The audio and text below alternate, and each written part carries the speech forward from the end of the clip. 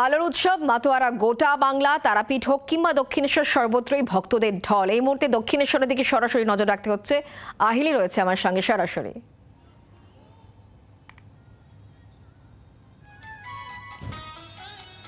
একেবারে শুক্লা, তোমাকে দীপাবলির অনেক অনেক শুভেচ্ছা এবং তোমার মাধ্যমে জি24 ঘন্টার সকল দর্শককে জানাই আলোর উৎসবের অনেক অনেক শুভেচ্ছা।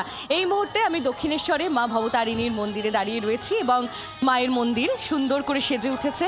এই বিকেলের পরন্ত রোদে কি অপরূপ সুন্দর দেখতে লাগছে মায়ের এই মন্দির। এই মুহূর্তে মায়ের যে ভোগারতি, সেই ভোগারতির পর মন্দির খুলে গিয়েছে দুপুর 3টে নাগাদ এবং তারপর থেকেই ভক্তদের এরকম ঢল। এই যে লাইন এখানে দেখা যাচ্ছে, আমার ক্যামেরা বন্ধু যে লাইনের ছবি তুলে ধরছে, সেই লাইনের যে শেষ কোথায় তা কিন্তু কেউ জানে না।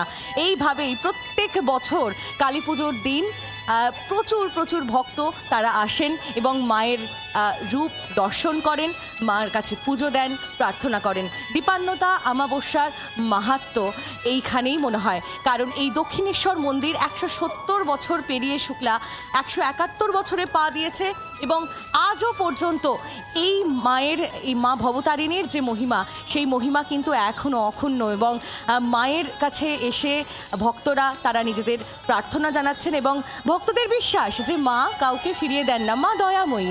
আর তাই এই দয়াময়ী মায়ের কাছে কালী পুজোর দিন প্রচুর ভক্ত তারা এসে পৌঁছেছেন। আমরা জানি যে অমাবস্যার তিথি কিন্তু আর কিছুক্ষণের মধ্যেই শুরু হয়ে যাবে, তবে মায়ের যে পুজো, বিশেষ করে দক্ষিণেশ্বর মায়ের পুজো শুরু হবে কিন্তু রাত 10টার বেশ কিছুক্ষণ পর, মানে প্রায় 10:30টার কাছাকাছি।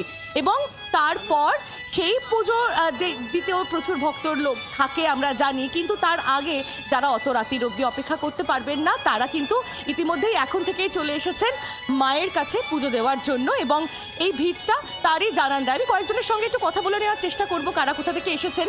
ওনাদের মনে হয় পুজো দেওয়া হয়ে গেছে, আমি একটু কথা বলে নিই। আপনাদের পুজো দেওয়া হয়ে গেছে? আমরা সোনারপুর থেকে।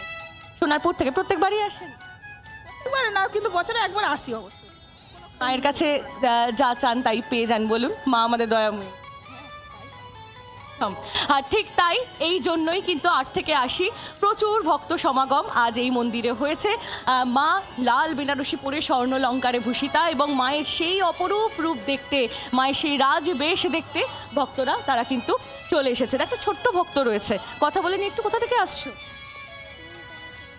তলা থেকে। প্রত্যেকবার আসো? মায়ের কাছে কি চাইবে?